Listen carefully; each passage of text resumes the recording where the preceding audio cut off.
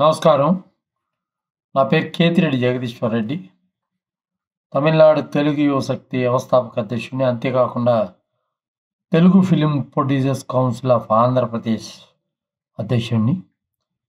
ఈ Johnny master వ్యవహారం అయితేమి, అదేవిధంగా గతంలో ఇలాంటి ఆరోపణలు చాలా కూడా చలనచిత్ర పరిశ్రమలో అయితేమి, ఇతరత్ర ఈ ఐటీ రంగంలో అయితేమి, అదేవిధంగా బ్యాంక్ సెక్టార్లో అయితేమి జరుగుతున్నాయని చెప్తున్నారు.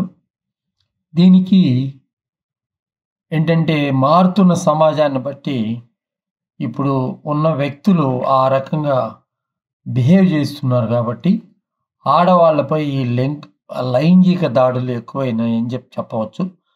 దీనికి నేను కోరేది ఏంటంటే, రేవంత్ రెడ్డి గారిని ఒక విన్నపం చేస్తున్నాను.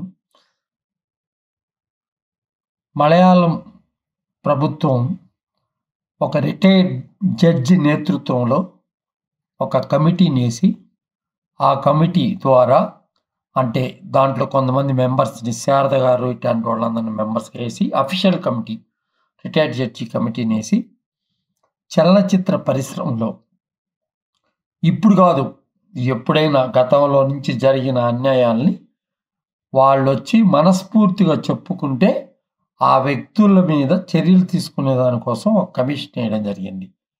అటువంటి కమిషన్ వేసి కొన్ని చట్టాలు చేసి షూటింగ్ జరిగే స్పాట్లలో అయితేమి, అదేవిధంగా వర్క్ స్పాట్లు అయితేమి, ఇతరత్ర ఎక్కడ కూడా సీసీ కెమెరాలు కంపల్సరీ ఉండాలా అని చెప్పేసి రూల్స్ పెట్టాల్సినంత అవసరం అయితే ఉంది. సోషల్ మీడియా అయితేమి, ఇతరత్ర ఏదైతేమి, వీటి ప్రభావం ఎక్కువగా ఇప్పుడు యువత మీద ఉంది కాబట్టి వాళ్ళ ఆ విధంగా వాళ్ళ ఈ రకంగా కూడా ప్రవర్తిస్తున్నారని చెప్పవచ్చు. దీన్ని మనం అందరం కూడా, మానవ సమాజం అందరం కూడా ఖండించాల్సినంత అవసరం అయితే తప్పకుండా ఉంది. దీనికి పరిష్కార మార్గం అనేది కొంతమంది వ్యక్తులు చేసినంత మాత్రాన జరిగిపోయేది ఏముండదు. ప్రభుత్వాలు దీనికి తగిన విధమైన చట్టాలు అయితేమి, ఇతరత్ర అన్నీ కూడా తీసుకురావాల్సినంత అవసరం ఉంటుంది. ఈరోజు మన ఉదాహరణకు చెప్పాలంటే, జానీ మాస్టర్కి కేంద్ర ప్రభుత్వం బెస్ట్ కొరియోగ్రాఫర్ అవార్డు ఇచ్చింది. ఇప్పుడు వారిపైన ఇక్కడ పెట్టిన కేసులు చాలా, ఆ సెక్షన్లు చాలా నేరం చాలా పెద్ద నేరం చేసిన సెక్షన్ల కింద పెట్టున్నారు. ఒక్కొక్క సెక్షను రేప్ అయితేమి, ఇతరత్ర అన్నీ కూడా, అన్ని సెక్షన్లు కూడా చాలా బలమైన సెక్షన్లు పెట్టున్నారు. కాబట్టి రేపు అతని ప్రతిభని గుర్తించి అక్కడ ఉన్న కేంద్ర ప్రభుత్వం ఒక అవార్డుని అనౌన్స్ చేసింది. ఆ అవార్డు కూడా కమిటీ కూడా ఈ కేసు విచారణ ముగించే వరకు ఆ అవార్డు కూడా డిస్ట్రిబ్యూషన్ ఇవ్వకూడదని, దాన్ని ఆపాలని, అదేవిధంగా ఆయనకి ఏ రకమైన సినిమా ఛాన్సులు లేకుండా చర్యలు చేపట్టాలని సినిమా అసోసియేషన్, డ్యాన్సర్ అసోసియేషన్ అయితేమి, అదేవిధంగా ప్రొడ్యూసర్ల సంఘం అయితేమి ఒక నిర్ణయం తీసుకోవాల్సినంత అవసరం అయితే తప్పకుండా ఉంది. ఇలాంటి మనం జరిగినప్పుడే మాట్లాడుకుంటున్నాం కానీ వీటికి శాశ్వత పరిష్కారాలు అనేవి కేవలం మనం కూర్చొని మాట్లాడినంత మాత్రాన కాకుండా ప్రభుత్వం యొక్క ఇన్ఫ్లుయెన్స్ దీనిపైన ఖచ్చితంగా ఉండాల్సినంత అవసరం అయితే ఉంటుంది. అదేవిధంగా పూనం కౌర్ అనే ఒక ఆర్టిస్టు డైరెక్టర్ త్రివిక్రమ్ శ్రీనివాస్ మీద ఒక ట్వీట్ చేయడం జరిగింది. ఆ ట్వీట్ సారాంశం ఏంటంటే, నన్ను త్రివిక్రమ్ శ్రీనివాస్ గారు హింసించారు, దానిపైన నేను కంప్లైంట్ ఇచ్చినప్పటికి కూడా ఎవరు కూడా దాన్ని గుర్తించడం లేదు అని చెప్పడం జరిగింది.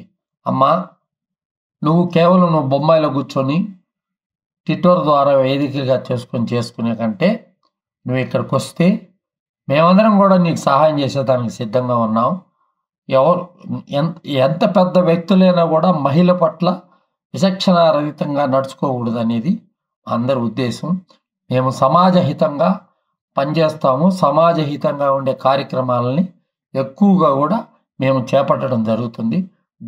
సినిమా వాళ్ళు డ్రగ్స్ అన్న కేసుని సుప్రీంకోర్టులో వేసి ఈరోజు దానికి ఒక నిర్దేశకత్వాలు, అదేవిధంగా రాష్ట్ర ప్రభుత్వం అయ్యే విధంగా, రాష్ట్ర ప్రభుత్వాలు అయ్యే విధంగా సుప్రీంకోర్టు గైడ్ లైన్స్ కొన్ని రిలీజ్ చేసి, ఈ విధంగా సమాజహితంగా ఉన్న కార్యక్రమాల్లో మేము ఇన్వాల్వ్ అవుతుంటాం కాబట్టి మీకు ఎటువంటి ఆ రోజు శ్రీరెడ్డికి మేము రక్షణగా ఉండి శ్రీరెడ్డికి రక్షణగా ఉన్న ఆ తర్వాత పవన్ కళ్యాణ్ గారిని పర్సనల్గా తిట్టిన కారణంగా ఆ వ్యవహారంలో మేము శ్రీరెడ్డితో ముగించాము. ఆ తర్వాత బిగ్ బాస్లో కూడా క్యాస్టింగ్ కౌచ్ గురించి అక్కడ క్యాస్టింగ్ కౌచ్ నేపథ్యంలో జరిగిన వ్యవహారం మీద కూడా స్టిల్లో కోర్టులో కేసేసి రన్ చేస్తున్నాము.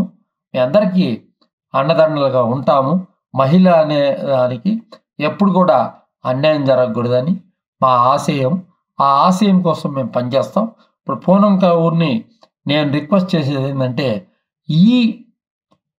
ఇలా ట్విట్టర్లో కాకుండా నువ్వు నేరుగా వచ్చి నీకు జరిగిన అన్యాయాన్ని చెప్తే ఏ పోలీస్ ఆఫీసర్ దగ్గర పోవాలనుకుంటే ఆ పోలీస్ ఆఫీసర్ దగ్గరికి వెళ్దాము. అదేవిధంగా జరిగిన దానికి ప్రూఫ్లు ఎక్కడో దగ్గర జరుగుంటాయి, ఏదో ఒక హోటల్కో ఎక్కడికో పోయింటారు కాబట్టి ఫుటేజ్ తీయడం చాలా ఈజీ, అవన్నీ చేయొచ్చు. అదేవిధంగా ఇప్పుడు చలనచిత్ర పరిశ్రమలో షూటింగ్లు జరిగే ప్రాంతాల్లో ఈ వ్యానిటీ వ్యాన్లు వచ్చినప్పటి నుంచి ఇట్లా మహిళల మీద కొంచెం ఈ లైంగిక వేధింపులు ఎక్కువైపోయినాయి అనమాట. ప్రతి ఒక్కరు మగవాళ్ళలాగా ఒక షూటింగ్ దగ్గరికి వెళ్తే ఒక 10-20 వ్యానిటీ వ్యాన్లు ఉంటున్నాయి. అవి ఎందుకు ఉంటున్నాయో ఎవరికి అర్థం కావట్లా. మేము కూడా 40 సంవత్సరాల నుంచి చలనచిత్ర రంగంలో ఉన్నాము. ఆ చెట్ల కింద అప్పుడప్పుడు మహానటులంతా చెట్ల కిందే కూర్చునేవాళ్ళు. కానీ ఇప్పుడు ఏందో ఒక షాట్ కాగానే వచ్చేసి వ్యానిటీ వ్యాన్లో కూర్చొని ఆడవాళ్ళతో అసకేసుకొని ఇవన్నీ చేసి ఇట్లా ఇండస్ట్రీ కూడా దీని గురించి ఆలోచించాల్సినంత అవసరం ఉంది.